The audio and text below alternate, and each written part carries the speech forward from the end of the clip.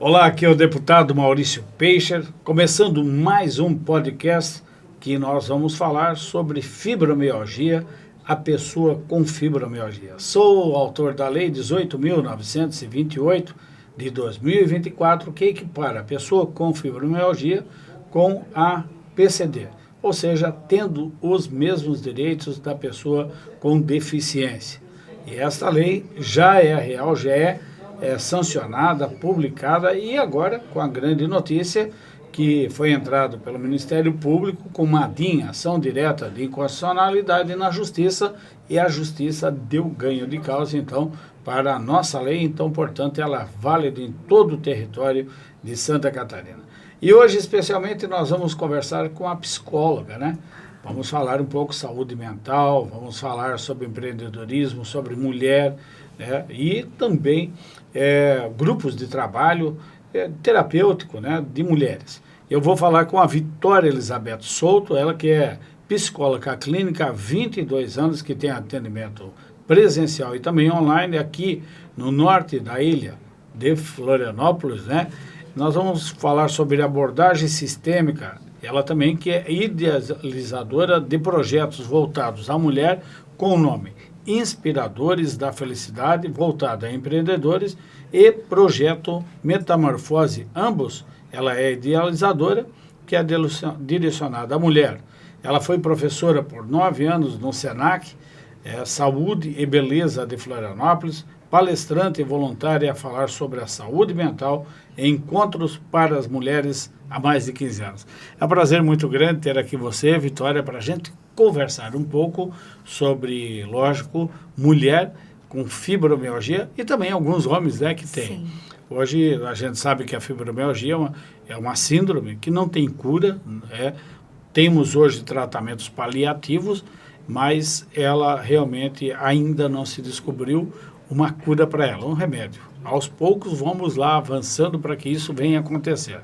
Mas como a senhora é psicóloga, trabalha com atendimento de pessoas, e a gente já vai começar sobre seu trabalho, a experiência que a senhora tem nesta área.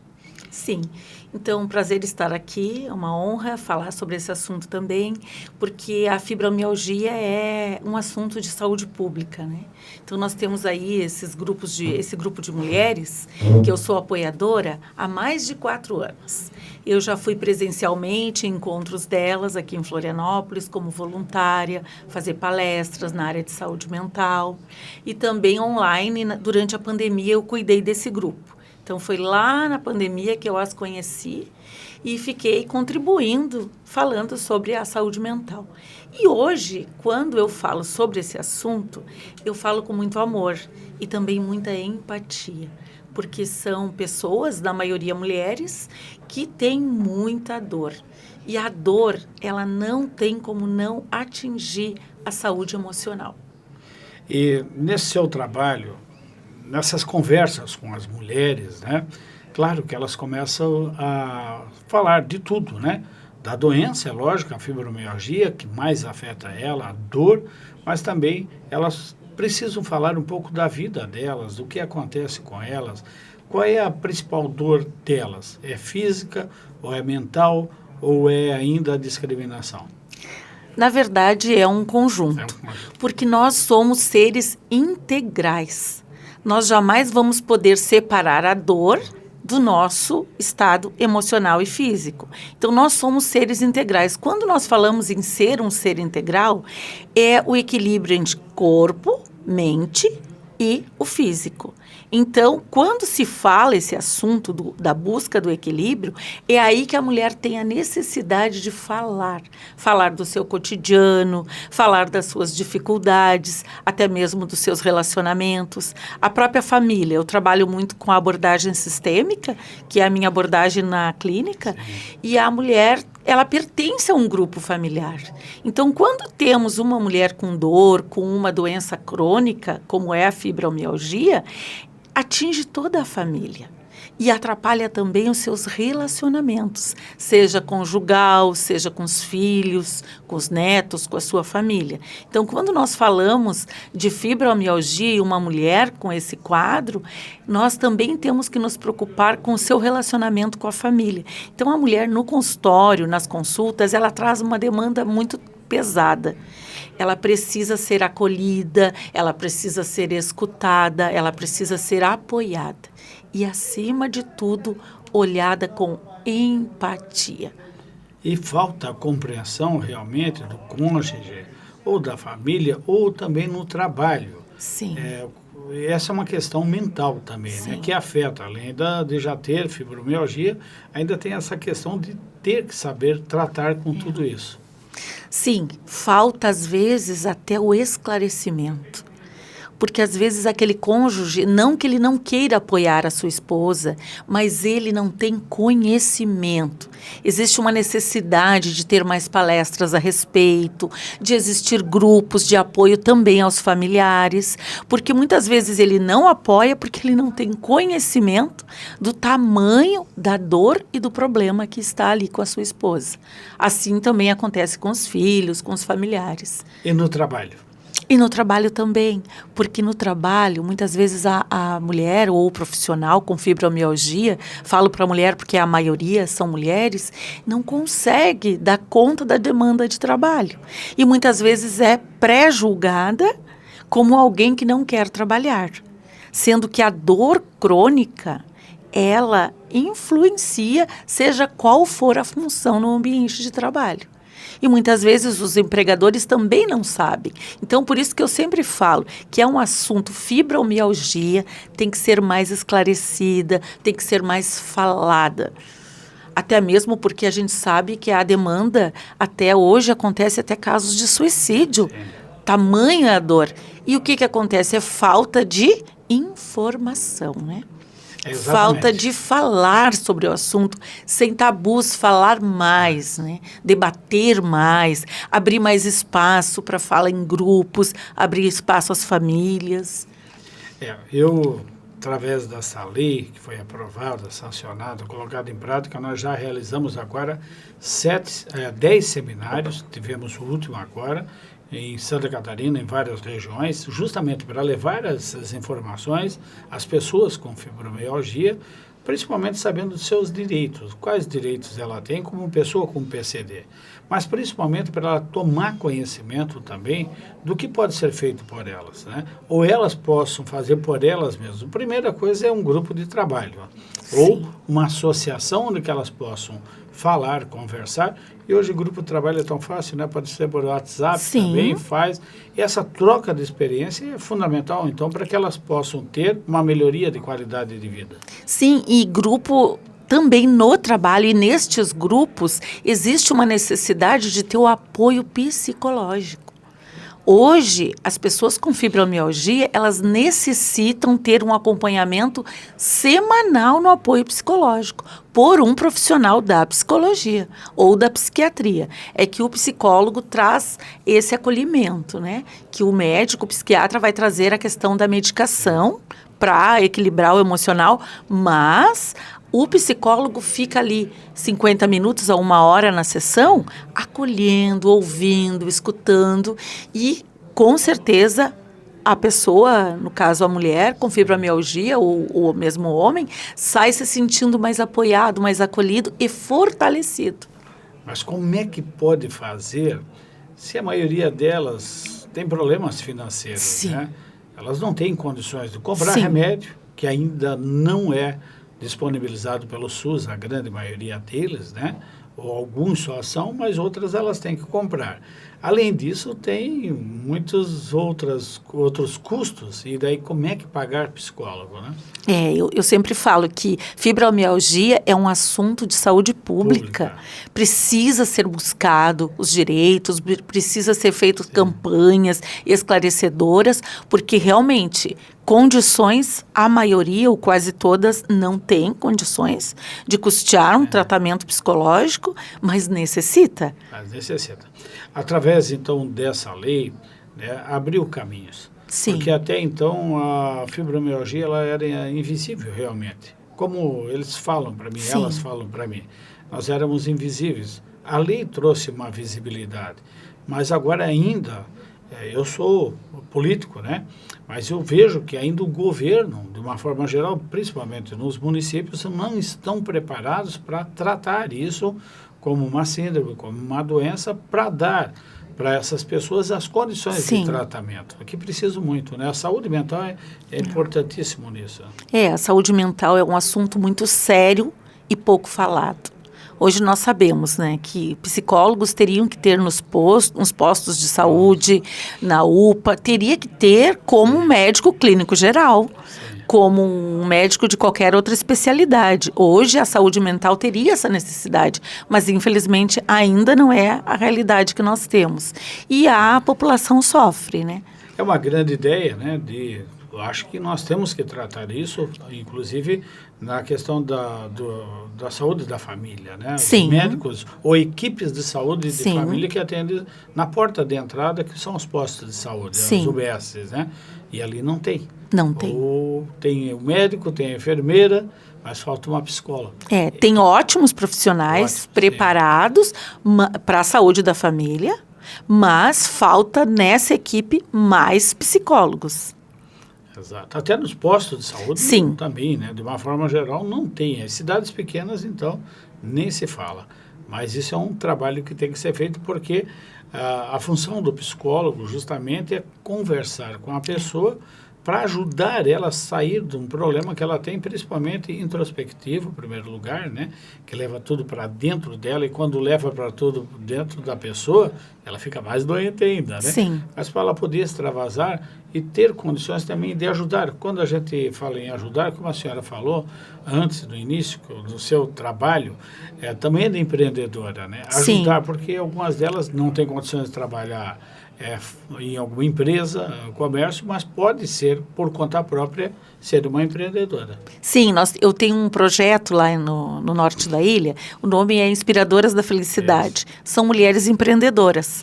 E esse projeto nasceu dentro de uma palestra que eu organizei, uma palestra sobre felicidade no trabalho, felicidade no dia a dia, ciência da felicidade, que é uma área que eu faço uma pós-graduação. E aí, dentro dessa palestra, eu abri um espaço para as empreendedoras de lá. E neste grupo, eu tenho muitas mulheres com fibromialgia que tentam fazer algum artesanato e comercializar. E nestes encontros, eu monto as feirinhas para elas tentarem vender os seus produtos e ganharem, né? Eu sou totalmente voluntária, é um projeto que eu sou apaixonada e totalmente voluntária. E aí eu vejo elas vendendo, conseguindo vender algum trabalho, algum artesanato, algo que elas comercializam, que elas tentam fazer para ganhar um dinheiro para custear os seus custos básicos, né? Até mesmo os tratamentos, os remédios e até para elas, para sua autoestima, às vezes comprar um batom, uma maquiagem, são mulheres, né? E as mulheres têm toda essa dificuldade e precisam ter essa questão de se cuidar, da autoestima, né? Não é porque tem fibromialgia que não vai se cuidar, né? Da e elas autoestima. conseguem, através desse empreendedorismo, de uma atividade, de vender aquilo que elas fazem, melhorar a condição de qualidade de vida e também das dores? A ocupação. Elas estarem juntas, né? O grupo, eu sou muito a favor dos grupos, por isso que eu tenho 2 projetos, um é o Metamorfose e o outro é as Inspiradoras da Felicidade.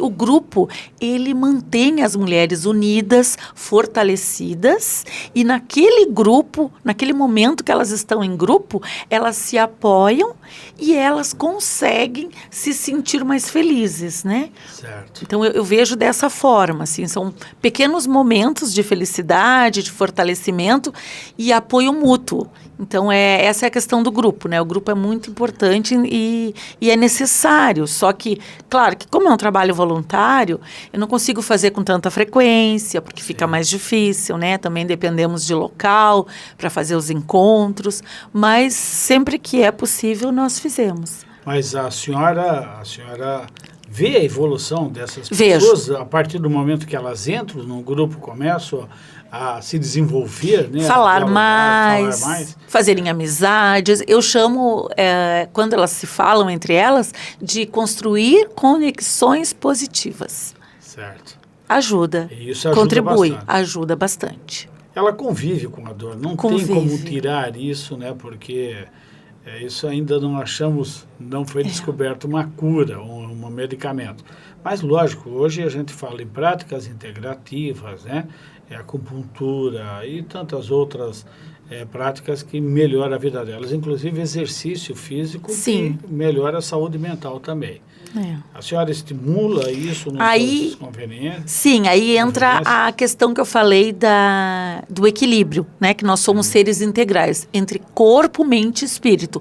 Quando eu levo a mulher a refletir sobre isso, a importância de praticar alguma atividade física, a importância de buscar uma espiritualidade independente dentro da sua escolha, e a parte emocional, cuidar do seu emocional. Então, nós temos que buscar esse equilíbrio, por sermos seres integrais, né? Nós não somos seres fragmentados. De nada adianta a mulher ir lá e tratar só a dor. Ela não consegue muito bom resultado se tratar só a dor. Ela precisa tratar o conjunto. Aí sim chegar no equilíbrio entre corpo, mente e espírito. E aí entra a atividade física, boa alimentação. Então ela tem mais qualidade de vida. Tem alimentação que, claro, não é a sua área, mas certamente elas conversam contigo, né? Sim. Sobre alimentação. Alimentação mais saudável. Isso interfere também na questão da dor. Interfere, porque muitas vezes as mulheres estão acima do peso, por exemplo. Essa até pelo número de medicamentos que eu uso, né? Isso o peso aumenta e vem a autoestima nisso também, né? Então, muitas ficam acima do peso e aí entra a questão de mobilidade, de mais dificuldade. Então, essa busca por equilíbrio, de preparar a sua alimentação com mais carinho, com mais cuidado, fazer uma atividade física, às vezes elas trazem, mas eu não posso pagar uma academia, uma hidroginástica. Eu falo, então pode caminhar. Pode fazer alguma atividade que não tenha custos, né? E também você pode ter a dedicação de preparar a tua alimentação com menos gordura, com menos açúcar, com menos sal, apesar de não ser minha área, mas como eu me cuido, sou mulher e busco esse equilíbrio, também nós como psicólogos fizemos terapia, temos todo um cuidado conosco. A gente também consegue orientar, e também através do estudo, né? Mesmo não sendo a nossa área, a gente consegue, porque a gente também se cuida, né? Então, sempre tento enfatizar nessa questão do equilíbrio. E dentro disso, tudo que a senhora trabalha com elas, né? Vê muitas histórias, eu acho, que tem de superação em algumas coisas e outras também de que parece que precisam ser animadas, conversadas, conversa boa, né? Para poder melhorar o espírito delas. Aí entra essas histórias que eu escuto, entra também a questão do apoio, do acolhimento, porque eu noto até a diferença no semblante da mulher de uma consulta para outra, de um encontro para o outro, porque ela se sentiu tão acolhida por ser escutada, por ter aquele espaço, que ela muda bastante, assim, apresenta uma evolução bem positiva. Mas por isso que é a importância do acolhimento e do espaço de escuta também. E esse acolhimento é difícil, né? Porque elas têm uma rejeição, em primeiro lugar. Sim. Porque, primeiro, ninguém acredita nelas que elas têm alguma deficiência, né? A deficiência, a gente olha e pensa que só é a deficiência física, a deficiência aparente. Como disse uma, né? Esse pacote de presente aqui é só por fora, por dentro é diferente, né? Isso se trata também de uma questão de autoestima, de beleza, de melhoramento. E eu sei que é muito remédio, né? Muitas coisas que elas tomam e às vezes elas desanimam. Sim. O papel de psicólogo também é animar a pessoa? Muito, muito. Nós trabalhamos direto com a autoestima das mulheres, né? Sim. Então, muitas vezes a gente pergunta, mas você tem cuidado do teu cabelo, tem passado um batom, tem se arrumado? Muitas chegam usando roupas pretas, não como preconceito à roupa preta, Sim. mas elas chegam assim, em alguns casos, só vestindo roupa escura. Daí eu pergunto, mas quem sabe você dá uma olhadinha lá no teu guarda-roupa, vamos mudar um pouquinho, aí já na próxima consulta ou no próximo encontro já chega diferente, já chega vestindo uma roupa mais clara e passa um batonzinho, já arruma o cabelo. Mas isso é algo que é um trabalho lento. Mas nós, como psicólogos, acreditamos, né, em trabalhar a autoestima da mulher. Só que para isso precisa o encontro com frequência e a psicoterapia.